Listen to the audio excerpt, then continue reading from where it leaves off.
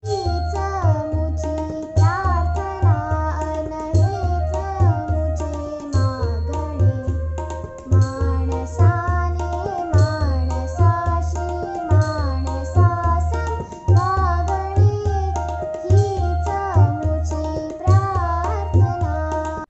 students, today we will learn your first lesson, that is 8th standards English first lesson, a day in the ashram. A day in the ashram is a lesson or an experience written by C.F. Andrews. Now let's look at the introduction of the author of this lesson, C.F. Andrews. C.F. Andrews, Charles Freer Andrews, he was born in 1871 and died in 1940. Was an English priest of the Church of England. He was born in England in the year 1871. Charles Freer Andrews हे जे लेखक आहेत या धड्याचे, त्यांचा जन्म 1871 साली इंग्लंडमध्ये झाला and he was a priest of an English priest of the church of an इंग्लंडमधल्या चर्चचे प्रीस्ट होते, फादर ज्याला म्हणतात फादर. प्रीस्ट म्हणजे पुजारी, चर्चचे ते काय होते, पुजारी होते. He was an educator and Indian freedom fighter. He was an educator जे शिक्षणाबद्दल जास्ती त्यांनी प्रसार केलेला आहे असे educator. he was an educator and Indian freedom fighter. Now a question arises in your mind.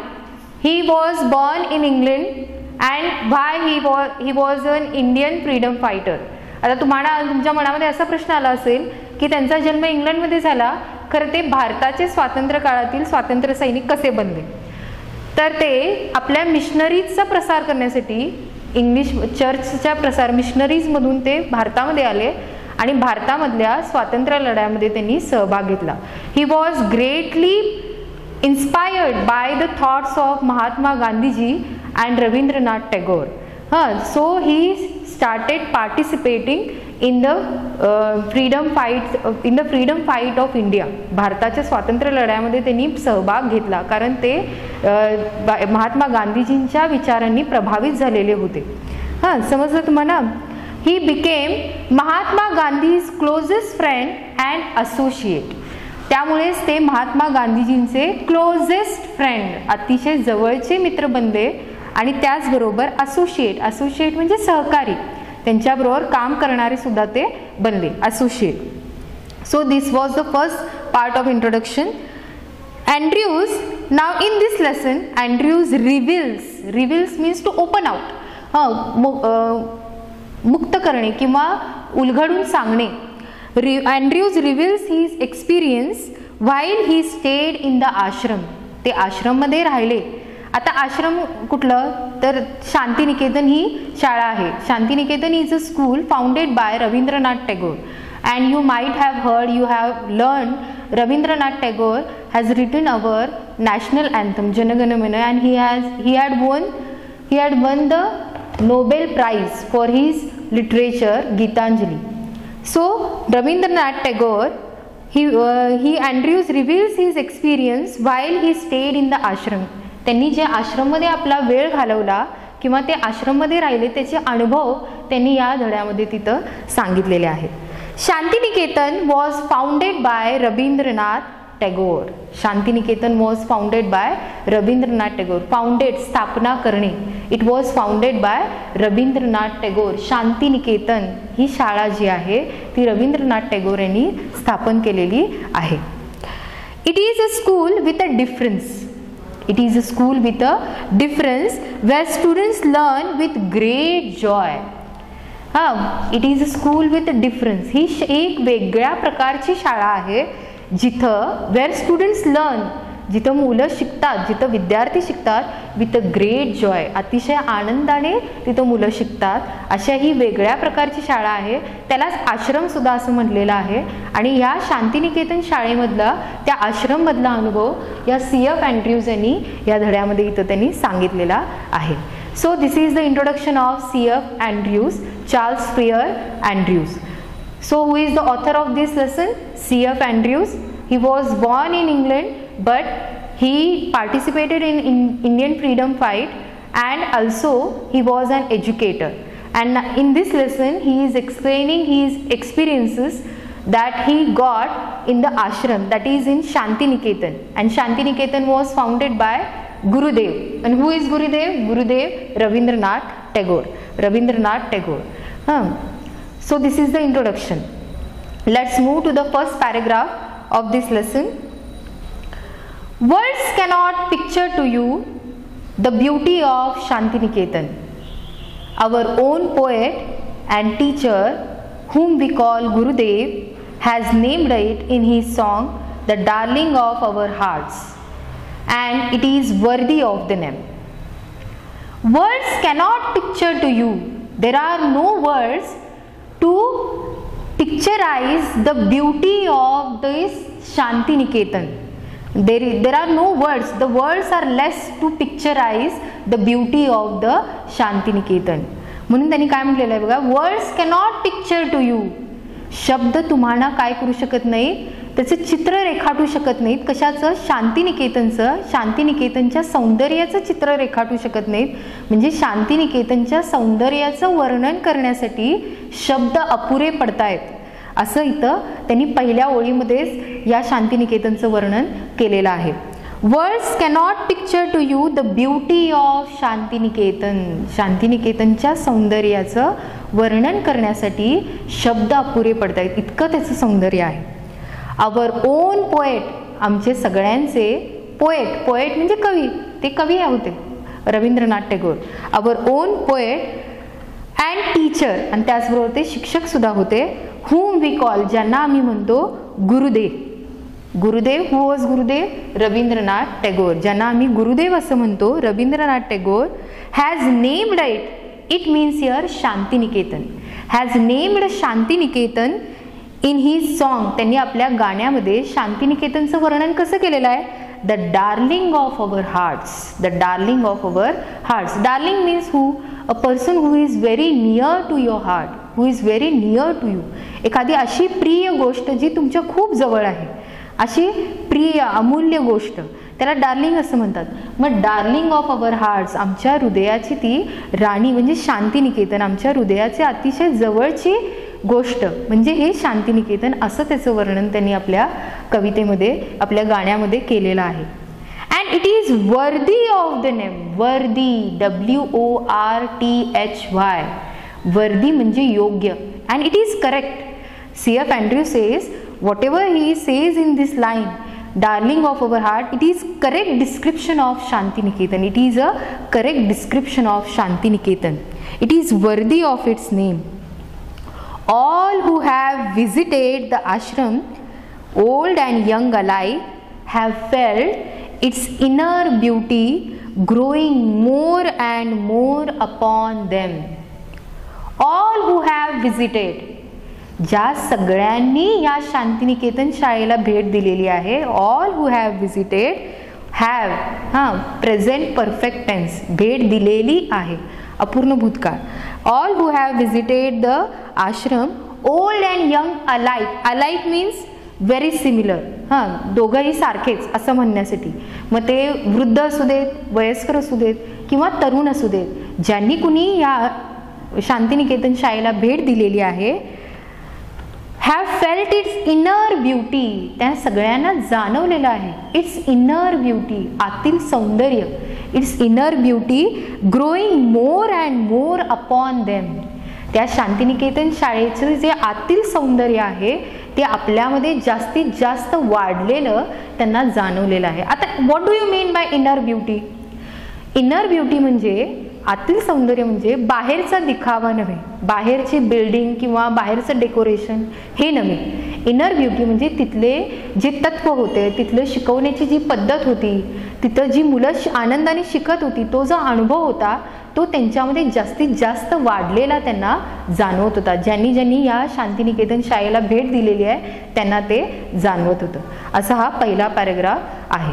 So this is the first paragraph where Shantiniketan is described as the darling of our hearts by Gurudev, that is Rabindranath Tagore, and all who have visited, it may be young person or an old person, have felt its inner beauty growing more and more upon them. त्या सगळ्यांना या शांतिनिकेतन बद्दलचं आतील सौंदर्य आपल्या मनामध्ये जास्तीत जास्त वाढलेलं जाणवतंय. हे या पहिल्या पॅराग्राफमध्ये त्यांनी सांगितलेलं आहे. Let's move to the second paragraph. If I were to describe to you one day in the ashram with the boys, that would perhaps best bring home to you its inner beauty. Now the author explains that if I were to describe to you, जर मला सांगितलं, या शांतिनिकेतनचं वर्णन करायला मला जर कुणी सांगितलं, to you one day in the ashram, one day in Shantiniketan, एक दिवसाचा जो अनुभव आहे या शांतिनिकेतन मधला, या आश्रम मधला, विथ द बॉईज, मुलांच्या बरोबरचा जो एक दिवसाचा अनुभव आहे, that would perhaps best bring home to you its inner beauty.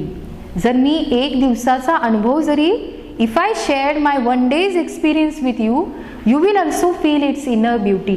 तुम्हाला सुद्धा त्या शांतिनिकेतनचा आतील सौंदर्य जाणवेल, असं इथं हे लेखक म्हणतायत. That would perhaps best bring home to you its inner beauty. That would perhaps, कदाचित तुम्हाला त्या शांतिनिकेतनचा आतील सौंदर्य काय होईल जाणवेल, जर मी माझा अनुभव तुमच्याबरोबर शेअर केला किंवा सांगितला तर.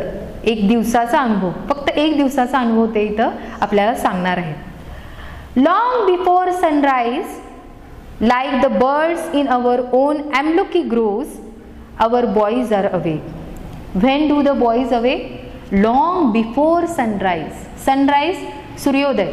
सूर्योदयाच्या खूप आधी तिथली जे विद्यार्थी आहेत, तिथली जी मुलं आहेत, ती काय होतात, जागे होतात. Long before sunrise, like the birds in our own amloki groves. amloki, a tree like a mango tree. आंब्यासारखं एक झाड असतं. ग्रोव्ज म्हणजे वनराई, GROVES, ग्रोव्ज म्हणजे वनराई. आंब्याच्या वनराईमध्ये जसे पक्षी जागे होतात लवकर, तसे इथले विद्यार्थी, इथली मुलं सुद्धा काय होतात, जागे होतात. Long before sunrise, like the birds in our own amloki groves, our boys are awake. Awake म्हणजे जागे होतात. इथले विद्यार्थी लवकर सकाळी पहाटे जागे होतात. The choristers are the first to rise. And before the students, who are the first to rise? Choristers are the first to rise. आणि विद्यार्थ्यांच्या सुद्धा आधी तिथले choristers. Now who are choristers? Choristers, members who sing in the choir of a church. In a church, there is a group of singers who sing hymns. Now what do you mean by hymns? Hymn means a song of praise to God. देवाची प्रार्थना किंवा देवाची स्तुती गीतं. Praise म्हणजे स्तुती करणे. देवाची स्तुती गीतं गायली जातात चर्चमध्ये. कोरसमध्ये, कोरस म्हणजे काय, ग्रुप, समूह, समूहाने ती गीतं गायली जातात. मग त्यांना म्हणतात कोरिस्टर्स. त्यातले जे गायक असतात त्यांना कोरिस्टर्स असं म्हणतात. मग असं शाळेमध्ये सुद्धा काय होते, कोरिस्टर्स होते, गायक, समूहामध्ये गाणं म्हणणारे गायक तिथं होते. Core, core means a group of singers singing hymns. Core म्हणजे एक गायकांचा समूह जे श्लोक किंवा हाइम म्हणजे श्लोक सुद्धा होतात, स्तुतिगीतं सुद्धा होतात, ते म्हणणारा समूह. आता त्यांनी काय म्हणलेलं आहे बघा, the choristers are the first to rise and they go round the ashram singing their morning hymn.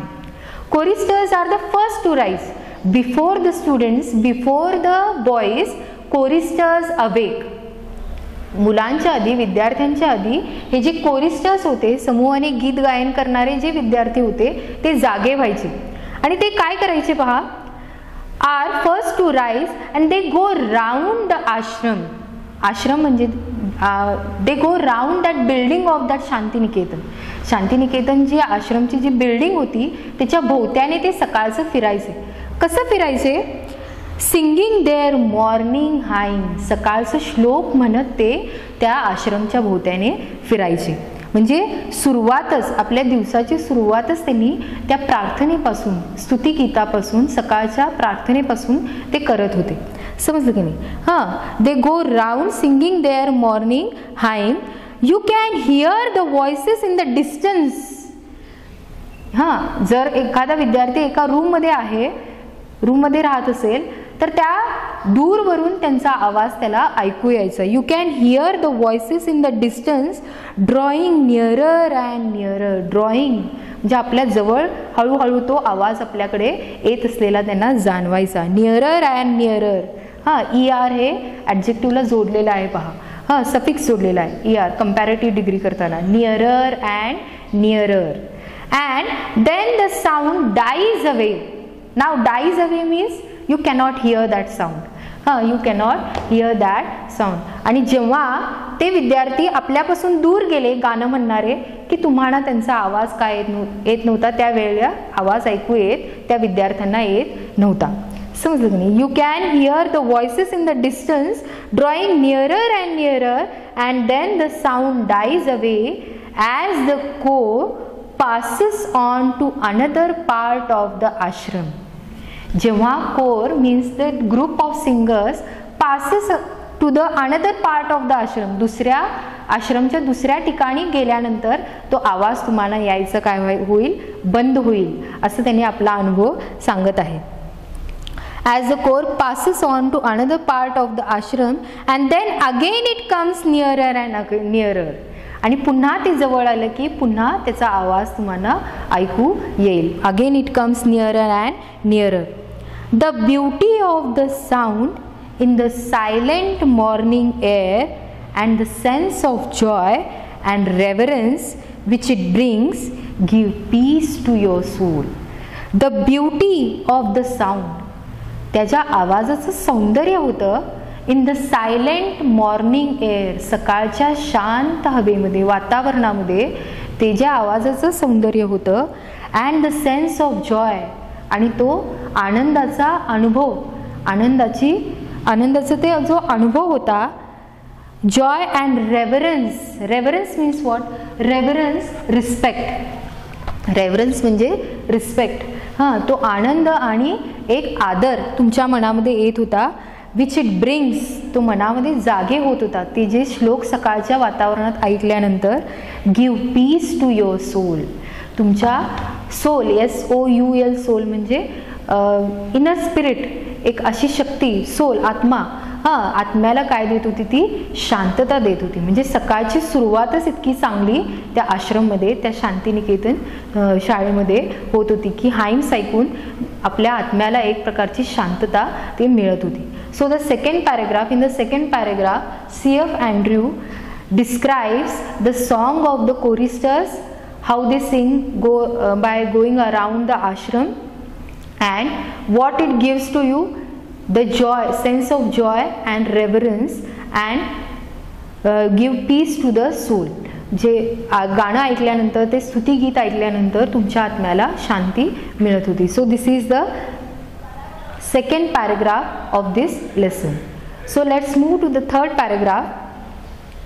After an interval, after that, after hearing the song of the hymn in the morning air, they will wake up, all the boys will wake up, they will do their daily routine. सकाळची आपली सगळी कामं उरकून झाल्यानंतर after त्यांना एक छोटासा break असायचा. After an interval, each boy takes his आसन. आसन ही स्क्वेअर ऑफ कार्पेट. आसन म्हणजे एक स्क्वेअर कार्पेट, मॅट, एक छोटंसं बसायचं मॅट, ते घ्यायचे, आपलं आसन घ्यायचे. इन टू द फील्ड्स, मोकळ्या जागेमध्ये, मैदानामध्ये, into the fields and sits down on it to meditate on his own place alone. थोड्याशा विश्रांतीनंतर, after an interval, each boy takes his asana, प्रत्येक विद्यार्थी आपलं आसन घ्यायचं, आपलं मॅट घ्यायचा. ही स्क्वेअर ऑफ कार्पेट, एक चौकोनी कार्पेट तो घ्यायचा. Goes into the field, तो मैदानामध्ये, मोकळ्या जागेमध्ये जायचा. Goes into the field and sits down, आणि तो बसायचा. सिट्स डाऊन ऑन इट, त्याच्यावरती बसायचा. टू मेडिटेट, ध्यान करण्यासाठी. मेडिटेट, टू प्रे सायलेंटली. हां, to why meditation, you do meditation to improve your concentration. तुमचं स्मरणशक्ती, तुमच्या चांगल्या आरोग्यासाठी मेडिटेशन हे काय असते, खूप उपयोगी असतं. आणि त्याच्यासाठी त्यांना सकाळचं काय केलं जायचं, sits down on it to meditate in his own place alone. Alone म्हणजे एकट्याने, प्रत्येकजण एकट्याने आपल्या आपल्या आसनावरती ध्यान करत ते सगळे विद्यार्थी बसायचे.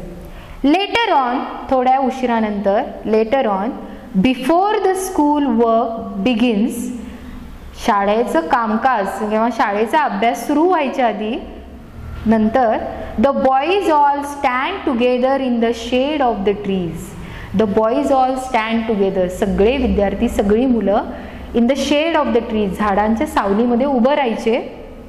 अँड सिंग देअर हाईम, आणि ते मग सकाळची प्रार्थना म्हणायची. And sing their hymn. They assemble together in the shade of the trees and sing their morning hymn, आणि मग ते सकाळची प्रार्थना ते म्हणायचे.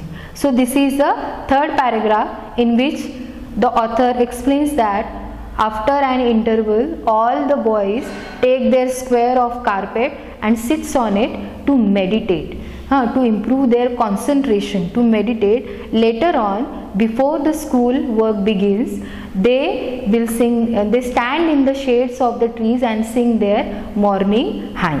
So this is the third paragraph.